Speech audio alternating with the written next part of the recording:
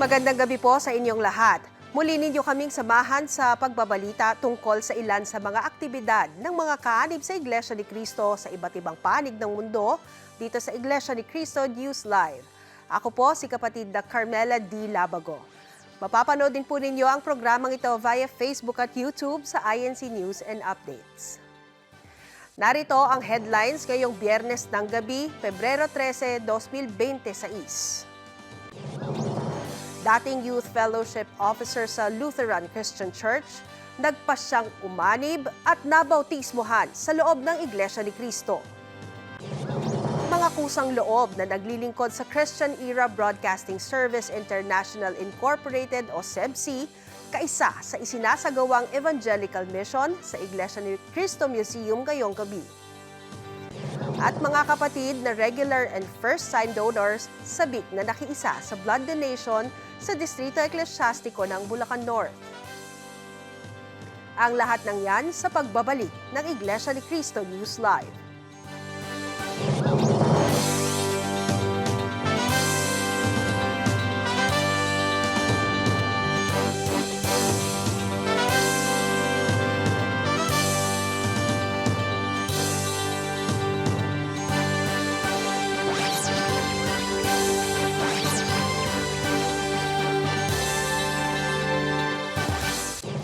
Para sa mga detalye ng ating mga balita, nagmula sa isang relihiyosong pamilya, si Princess Dayan Basanes, hanggang sa unti-unti siyang magkaroon ng pag-aalinlangan sa pananampalatayang kinagisnan.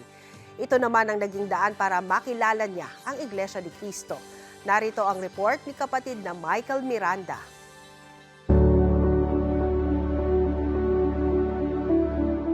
Ako po si Princess Dayan Basanes, 25 years old na po ako. Nagtapos po ako ng kursong Bachelor of Secondary Education, major in English Language. At ngayon po, kasalukuyan po akong nagtatrabaho bilang Operations Manager sa isang company. Tubong Pangasinan si kapatid na Princess. At mula sa pamilyang relihiyoso, kung saan sumibol ang kanyang hangaring maglingkod sa Diyos. Originally from Pangasinan po ako. Lumaki po ako sa isang religious family. Binautismuhan po ako bilang Katoliko nung ako po'y sanggol pa lamang. And habang lumalaki po ako, madami po akong mga napakinggang aral sa iba't ibang relihiyon. Dumadalo po ako sa mga fiesta, aktibo po ako sa mga gawain sa mahal na araw, at sumasali rin po ako sa mga Santa Cruzan before. Lumaki siyang nasanay sa iba't ibang gawaing panrelihiyon na iminulat sa kanya ng kanyang mga magulang. Kaya noon ay yun ang kanyang itinuturing na tama. Akala ko po dati tama siya, ngunit kalaunan, na-realize ko po na hindi po pala siya naayon sa aral ng Biblia. Yung mga magulang ko po, magkaiba po sila ng religion. Yung mother ko po is Lutheran Christian. So binautismuhan po ako ng Lutheran Christian nung 14 po ako. Naging aktibo po ako sa church namin, naging officer po ako. Lahat po ng activities, nagtuturo din po ako sa mga bata sa Bible study. So very active po ako sa lahat ng activities. Sa kanyang pakikipagsapalaran para magtrabaho sa Metro Manila, dito'y unti-unting nabago ang kanyang pananaw sa paglilingkod at nagsimulang mabuksan ang kanyang isipan sa tunay na pananampalataya. Dito po sa Maynila, nakipagsapalaran po ako kasi kailangan ko po magtrabaho. Hininto ko pong pagturo para pumunta dito. And dito ko rin po unti-unting nabago ang aking pananampalataya. So, nakilala ko po si Mama Lani. Tinuring ko po siyang lola nung ako po'y nagtatrabaho po dito sa Maynila. So, nanyayahan niya po ako sa isang pamamahayag. Naantig po yung puso ko sa aral ng mga napakinggan ko, lalo na po yung aral na yung tunay na iglesia at ang pagsamba po sa tunay na isang Diyos na naayon po sa Biblia. Habang nasa proseso ng pag-anib sa iglesia, nakasagupa siya ng mga pangyayaring sumubok at lalong nagpadalisay ng kanyang pananampalataya. Hindi rin po siya naging madali sa akin kasi yung unang work ko po before, yung operations manager, medyo challenging po siya kasi graveyard shift po ako. Mahirap po pagsabihin yung doktrina at yung trabaho. Kaya dumating po ako sa mabigat na desisyon. So nanalangin po ako. Humingi po ako sa kanya ng sign kung ano po ba ang dapat kong gawin. Kaya kahit mabigat po sa loob ko, dala ko po ay breadwinner, ayoko naman pong mapabayaan ang aking pagsamba. Nag-resign po ako sa una ko pong work. And recently lang po, paalis na po sana ako ng Dubai. So December 14 po yung flight ko, pero malbigat po sa loob kong umalis nang hindi pa po nababautismuhan. Kaya ayun po, kinancel po yung flight ko po. Kahit may ticket na po ako, may date na po, paalis na po talaga ako. Pero hindi po talaga natuloy. And alam ko po na may plano po ang Diyos para sa akin.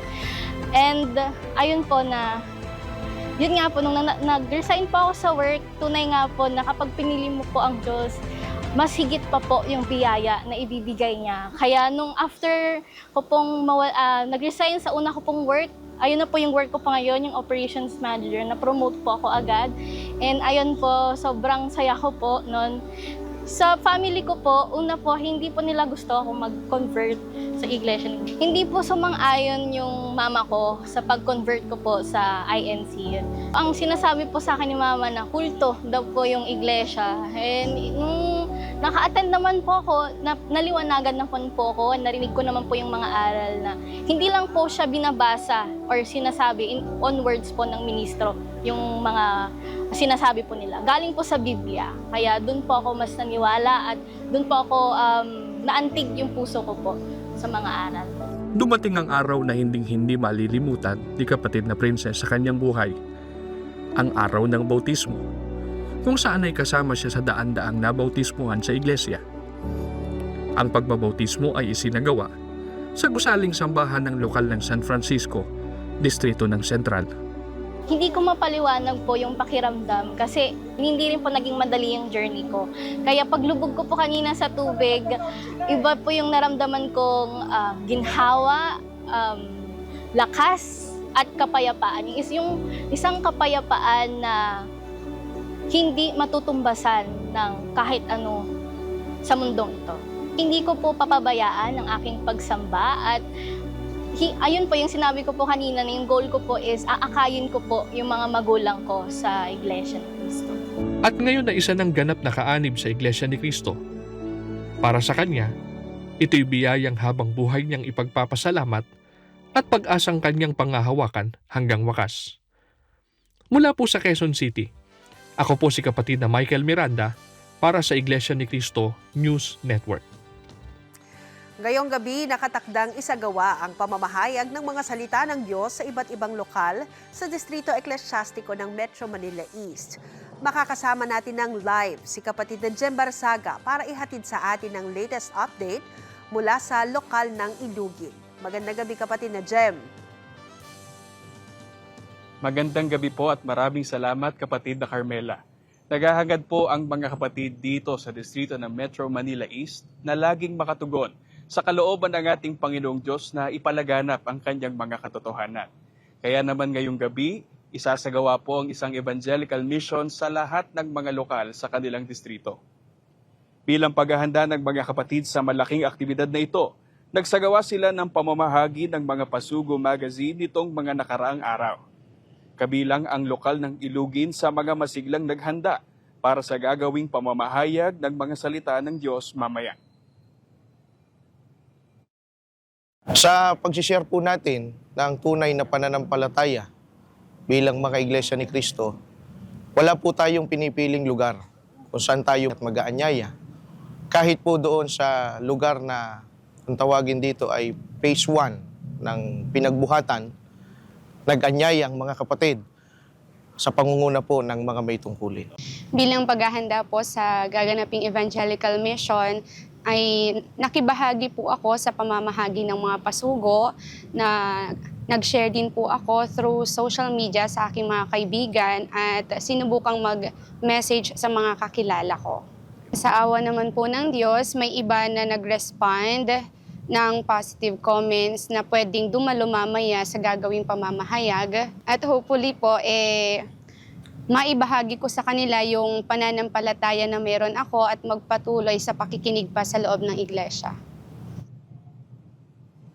Sumasampalataya po ang mga kapatid dito sa distrito ng Metro Manila East na sa tulong at awa ng Panginoong Diyos ay magkakaroon ng magandang resulta ang kanilang naging pagpapagal at marami ang mga makikinabang sa isasagawang pag-aaral ng mga salita ng Diyos mamayang alas 8 ng gabi.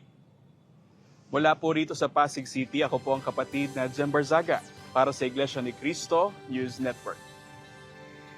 Maraming salamat, kapatid na Jem. Kasalukuyang ginaganap ang isang evangelical mission sa Iglesia ni Cristo Museum na pinangungunahan ng Christian Era Broadcasting Service International Incorporated o SEBC. Alamin natin ang mga detalye mula kay kapatid na Ara Alejandro. Kapatid na Ara? Maraming salamat po, kapatid na Carmela. Narito na ngayon sa Iglesia ni Cristo Museum sa Quezon City ang mga kabilang sa Christian Era Broadcasting Service International Incorporated o SEBC para sa isasagawang pamamahayag ng mga salita ng Panginoon Diyos ngayong gabi. Pagkatapos sa maghapong gawain, tutup din naman nila ang isa pa sa kanilang pananagutan sa Panginoon Diyos na ipakilala sa marami pang tao ang tunay na pananampalataya. Kaugnay po ng pagsapit ng SEBC sa kanyang 57th anniversary, ang SEBC na media arm po ng Iglesia, ito po ay magsasagawa ng pamamahayag ng mga salita ng Diyos ngayon dito po sa INC Museum. Ang mga pangunahing dadalo po ay ang mga ministro at manggagawa, maging ang mga kawaning naglilingkod po sa departamento po ng SEBC, na pinangungunahan po ng ating pangalawang tagapamahalang pangkalahatan ng kapatid na Angelo Eranio Manalo.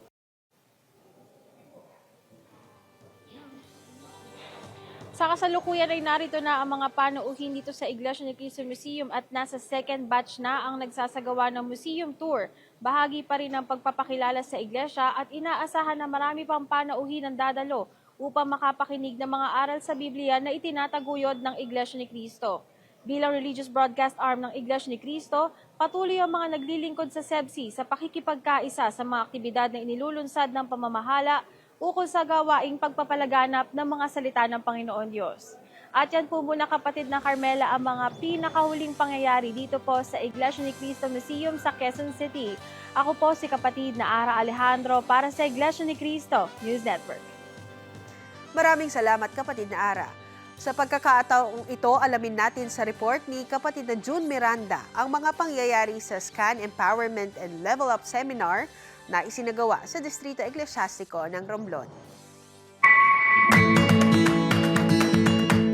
Romblon, isa sa mga lalawigan sa Mimaropa Region na binubuo ng mga isla.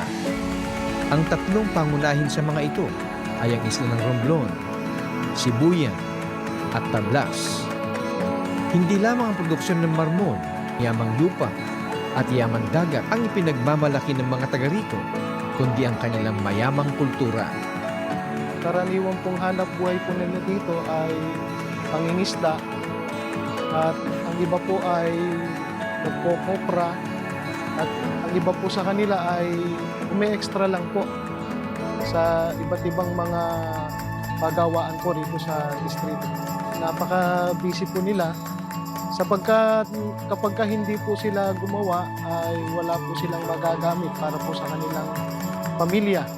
Kaya sa bawat araw po, mahalaga po nilang magamit po yon sa paghanap po ng kanilang kabubuhay. Sa panig ng mga kaanib sa Iglesia ni Cristo, nakabilang sa Society of Communicators and Networkers International o SCAN, ang higit na naipagmamalaki nila ay ang kultura ng pagiging matulungin sa kapwa-tao na nangangailangan. Ito ang pinatunayan ni kapatid na Kim Sim, may tungkulin bilang SCAN sa lokal ng Udjongan, nang ipagmalasakit niya ang mga sakay ng isang barkong napinsala sa karagatan ng Romblon. Nakasakay po ang aking kapatid na si Jim Broncisim sa Roro, Seattle. May bagyo po yon. Tumawag po siya sa Coast Guard dito sa Udjongan na ang barko nila ay sumadsad. Pinuntahan ko ang kapatid ko doon sa Look. Tapos naghiram po kami ng speedboat. Kasama ko po yung chief ng pulis kasi nasunog po yung barko. Naglundagan na po yung mga tao para maligtas ang kanilang buhay. Nag-utos sa akin yung kasama naming Coast Guard na kung sino po ang lalangoy sa dagat. Ay ang sabi ko po, ako na lang po dahil kami po ay may pambut naman. Hindi na inisip ni kapatid na Kim ang panganib. Ang mahalaga, matupad niya ang kanyang tungkulin bilang scan. Mula alas 7 hanggang alas 2 ng madaling araw, ang naligtas ko pong tao ay nasa 53 na tao. Kasama po ang aking kapatid. Tapos unti-unti po naming dinadala yung mga na-rescue namin sa tabi. Sumasampalataya siya na ang Panginoong Diyos ang umalalay sa kanya. Kaya niya nagawa ang pagtulong gamit na rin ang mga kaalamang isinangkap sa kanya bilang scan member. Nagpadala po dito ang ating mahal na kapatid na Ka Eduardo Manalo galing Central, sina Ka Pitre. Isa po ako na nag-training sa Wasar po. Maraming salamat nga sa ating mahal na kapatid dahil nadagdagan ang aming kaalaman dahil nagpa-training sila ng Wasar. Yung lahat na nakikita kong tao na nangangailangan ng tulong, ni-rescue ko na po. Talagang naawa po ako eh. Talagang nanalangin ako sa ating Diyos. Nabigyan ako ng lakas na ma-rescue ko sila. Ginawa niya ang pagtulong, bagamat higit na marami sa mga isinalba niya ay hindi naman kaanib sa Iglesia ni Cristo. Isa lang po ang kaanib doon, yung kapatid ko po. Napakasaya po ako dahil nakatulong po ako. Ang Panginoon naman po ang nagbigay sa akin ng lakas.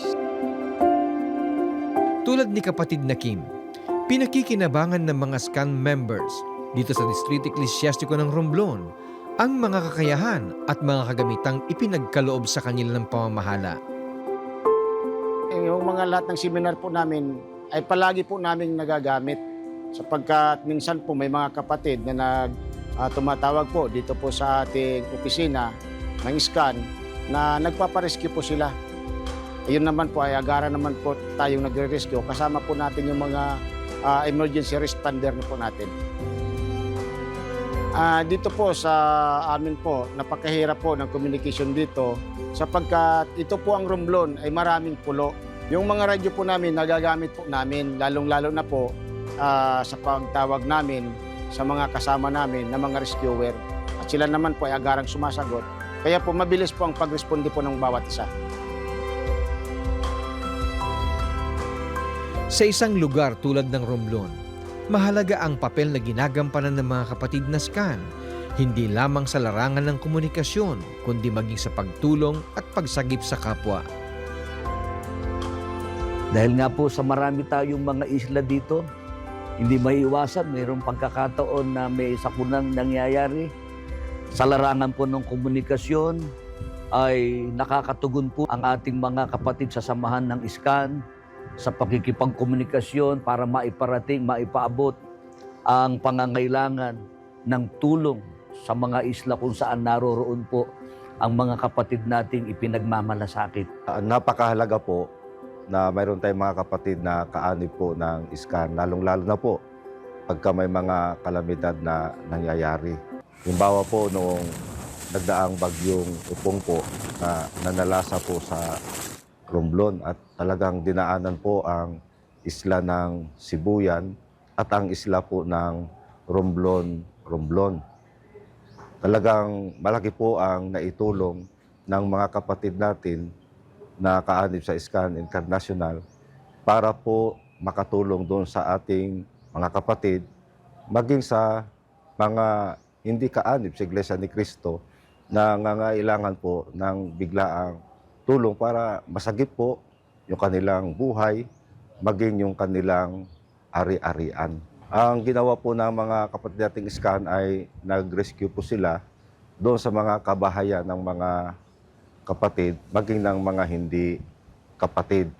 Nakikita po natin ang kanilang pagtsatsaga, nakikita po natin yung kanilang pagmamalasakit na kahit sa anumang oras, anumang sitwasyon, sa anumang nangyayari sa ating kapaligiran, ay tumutugon sila sa tawag ng kanilang tungkulin. Nagsisikap dahil po sa iglesia para makapagdulot ng kasiyahan sa ating pong Panginoon Diyos at sa ating Panginoong Jesucristo. Kaya naman labis na kinasabikan ng mga kapatid na SCAN ang tanging pulong at SCAN Empowerment and Level Up Seminar na iginaos sa gusaling sambahan ng lokal ng Odyongan. Nung ito po ay nabalitaan nila na isasagawa dito po sa Odyongan, kahit sila po ay malayo po ang isla ng Sibuyan, maging yung Romblon, sabik na sabik po sila na makadalo sa ganitong mga aktibidad. Gusto rin po nila na makipagkaisa po sa ating pong pinakamamahal na tagapamahalang pangkalahatan, ang kapatid na Eduardo V. Manalo. Maging sa ating pong pangalawang tagapamahalang pangkalahatan, ang kapatid na Angelo Iranio V. Manalo. Sa nasabing seminar, ay tinuruan ng mga SCAN ng mga kaalaman na mapakikinabangan nila sa pagtupad ng kanilang tungkulin tulad ng mga application na magagamit sa komunikasyon at ng mga kaparaanan upang maging kabilang sa samahan ang mga kaanib. Maraming salamat po, mahal na kapatid na Eduardo Manalo. Dahil nagpa-training po kayo dito sa Romblon, ay nadagdagan ang aming kaalaman. Napakalaking tulong po sa amin, sa aming pamilya, sa mga kapatid, at sa kahit hindi kaanib sa iglesia, ay natulungan namin. Higit sa lahat ay tinuruan sila ng mga kalooban ng Panginoong Diyos na siyang pinakamahalagang karunungan na kanilang kailangan. Kinasabikan po nila itong aktibidad na ito sapagkat sumasampalataya po sila na dito po ay makikinabang po ang kanilang pananampalataya. Lalo po silang nagiging inspirado po sapagkat sa mga sitwasyon po na kailangan po nilang gampanan yung kanilang tungkulin, ay meron po silang kaalaman, karunungan po na gagamitin po nila sa pagtupad po ng kanilang pananagutan. At higit po sa lahat, ang umaakay po sa kanila at nagiging patnubay, yung tinatanggap po nilang aral na itinuturo po sa kanila. Sa ating pong pinakamamahal na tagapamahalang pangkalahatan, ang kapatid na Eduardo V. Manalo. At sa ating pong pangalawang tagapamahalang pangkalahatan, kapatid na Angelo Iranio Manalo. Kami po dito sa distrito ng Romblon, ang samahan ng SCAN, ay buong puso at buong kalugurang nagpapasalamat po sapagkat naisagawa po sa aming distrito ang Empowerment and Level Up Seminar ng samahan ng SCAN. Maraming salamat po. Mahal na mahal po namin kayo. Mula po rito sa Odyongan, Romblon, ako po ang kapatid na Jun Miranda para sa Iglesia ni Cristo News Network. Susunod sa Iglesia ni Cristo News Live. Ang pagbabautismo sa Distrito Eklesyastiko ng Bulacan East at ang Evangelical Mission sa Distrito Eklesyastiko ng Pampanga North.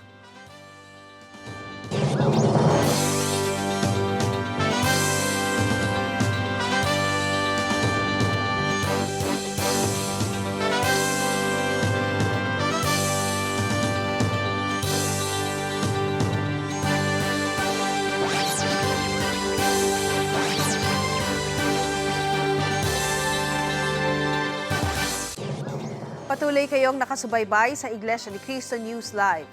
Matapos naganap na sampalatayanan ng dalisay na ebanghelyo, maligaya ang mga nakatapos sa proseso ng pag-anib sa iglesia sa Distrito Eklesyastiko ng Bulacan East na sumapit ang araw ng pagtanggap nila sa banal na bautismo.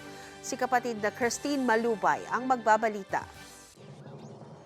Sa pag-aaral ng mga salita ng Diyos, mas lalong pinatibay ang pananampalataya ng mga babautismuhan bilang paghahanda sa kanilang pagtanggap ng banal na bautismo, isang mahalagang hakbang sa kanilang pagpasok sa loob ng Iglesia ni Cristo. Ang naging motivation ko po, yung aking pananampalataya. Dati kasi na iba yung religion ko, nakita ko yung difference ng iba kaysa ngayon. Ang ganda ng nakita ko kasi napaka-organized, tapos nakafocus ka dun sa salita ng Diyos, sa Biblia, mararamdaman mo talaga yung biyaya. Nagpapasalamat ako dahil umabot ako sa ganito, na umabot ako sa bautismo. Marami din talagang naging hadlang. Sinasabi, huwag kayo dyan, pero sabi ko sa kanila, alam nyo na yung tama at mali, nakikinig kayo sa tamang aral. Ito yung makakapagligtas sa atin. May mga pagsubok man at kahadlangang hinarap sa proseso, pinatunayan ng mga kapatid ang kanilang masidhing pananampalataya at matatag na pag-asa.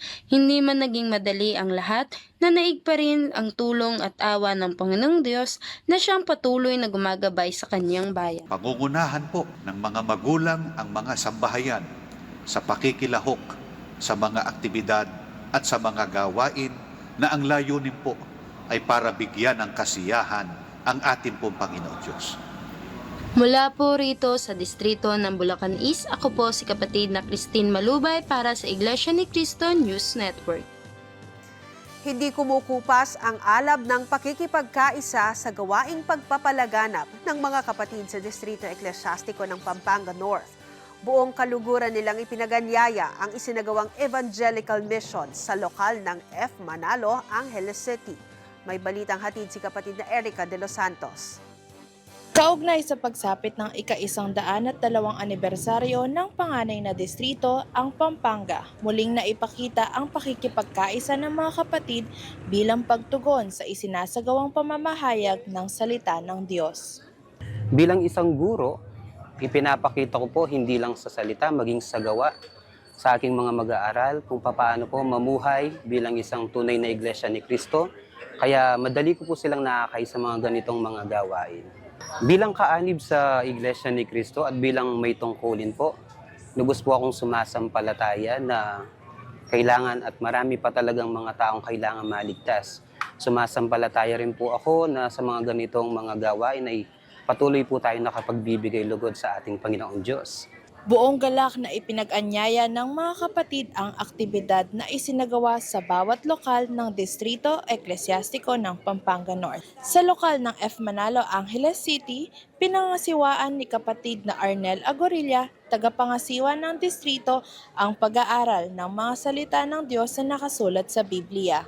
Talagang hindi tayo dapat tumigil sa paggawa nito dahil ito rin ang ating pananagutan at tungkulin bilang mga kaanib sa Iglesia ni Cristo. Gaya nga ng tinuro kanina, hindi lang natin sasarilinin yung kaligtasan, kundi yung pagpapalaganap ng mga salita ng Diyos, yun yung magiging kasangkapan, paraan ng Diyos para marami pang taong maligtas.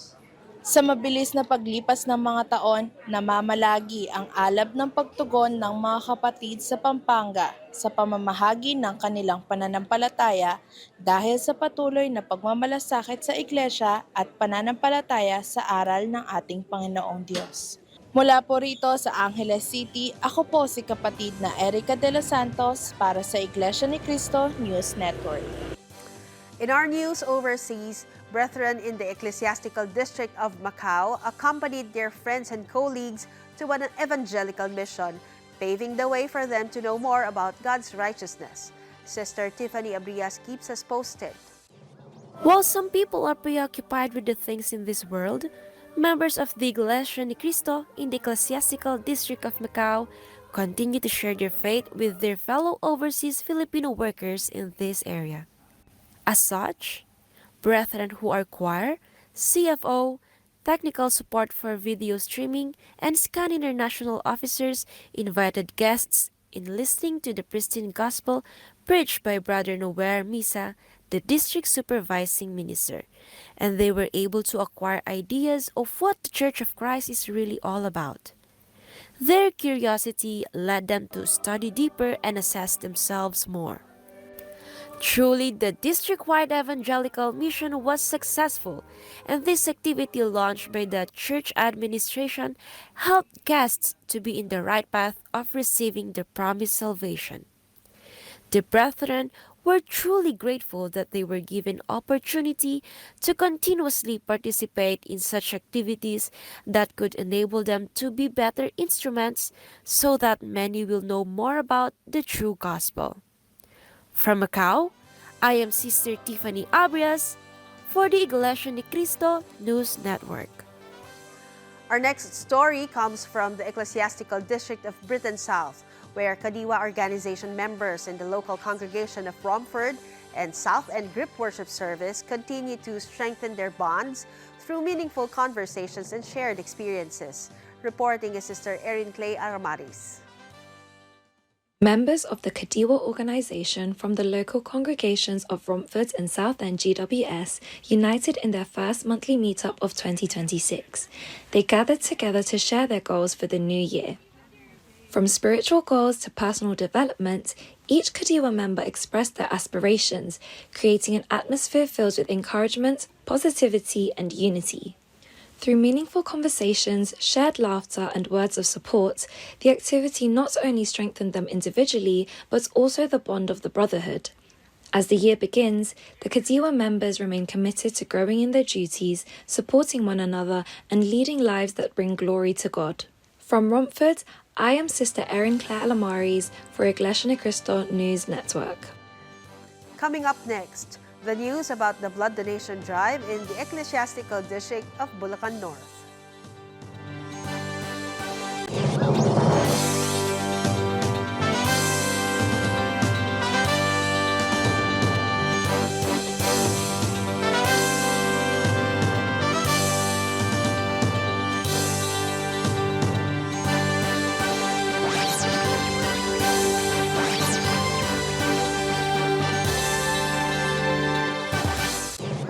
Nagbabalik ang Iglesia ni Cristo News Live. Bilang pagsunod sa kalooban ng Panginoong Diyos na tumulong sa mga nangangailangan, tumugon sa isang blood donation drive ang mga kapatid sa Distrito Eklesiastiko ng Bulacan North. May report si kapatid na Kayesi Pabalan. Kalooban ng Panginoong Diyos na tumulong sa mga nangangailangan. Kabilang narito ang pagmamalasakit sa mga may taglay na karamdaman. Isang paraan ng mga kapatid dito sa Distrito Eklesiastiko ng Bulacan North ang pagdodonate ng kanilang dugo. Kaya sa isinagawang blood donation, aktibong nakiisa ang mga kapatid. Natipon sila sa New San Miguel Gymnasium dito sa lalawigan ng Bulacan. Pinangunahan ang aktibidad ng mga kapatid na kabilang sa Christian Medical Dental Paramedical Society o CMDPS. Kabilang si kapatid na Seichi Gutierrez sa mga pamalagiang nagdodonate ng kanyang dugo at muli siyang nakiisa sa isinagawang aktibidad. Ang pananaw ko po sa isinasagawang blood donation ng Iglesia ni Cristo ay upang mas lalong makatulong pa sa mga taong higit na nangangailangan ng dugo. Halos 30 beses na po ako nakapag-donate ng dugo. Nagsimula po ako mag-donate ng dugo taong 1996 pa. Nakatutulong ako unang-una sa mga taong nangangailangan ng dugo at para rin po sa pakinabang pansariling katawan ko. Ayon pa sa kanya, maligaya siya sa pamamagitan ng aktibidad na pinagtibay ng pamamahala ng iglesia. Bilang unang beses na nag-donate ng dugo, pinaghandaan ko po ito nung nalaman po namin, and at the same time dahil nagpresenta po ako, maagang natulog, and then kumakain po ng mga masustansyang pagkain. So nire-relax ko po, kinokondisyon ko po ang aking katawan. Masaya po kasi unang-una po, natuganan ko po yung panawagan ng pamamahala tungkol sa pakikipagkaisa po ng mga kapatid sa loob ng iglesia. And at the same time po, nakatulong po ako sa aking kapwa. Sa awa po at tulong ng ating Panginoong Diyos, ay naisagawa po natin itong maayos at matagumpay. Pinangunahan po ito ng mga ministro at mga manggagawa, mga may bahay po, mga may tungkulin sa mga kapisanang pansambahayan at lahat po ng mga destinado sa bawat lokal. Ang ganitong pagkikipagkaisa po natin sa mga aktibidad na ito ay pagtugon at pakikipagkaisa po natin sa panawagan po ng pamamahala. Tuloy po tayong makipagkaisa na makilahok at tubugon sa ganitong mga aktibidad para patuloy pong makapagbigay kasiyahan sa ating Panginoong Diyos. Sinasampalatayanan ng mga kapatid na ang isinagawang aktibidad ay makatutulong ng malaki sa kanilang mga kababayan na nangangailangang masalina ng dugo. Mula po rito sa San Miguel, Bulacan, ako po si kapatid na Kayesi Pabalan para sa Iglesia ni Cristo News Network.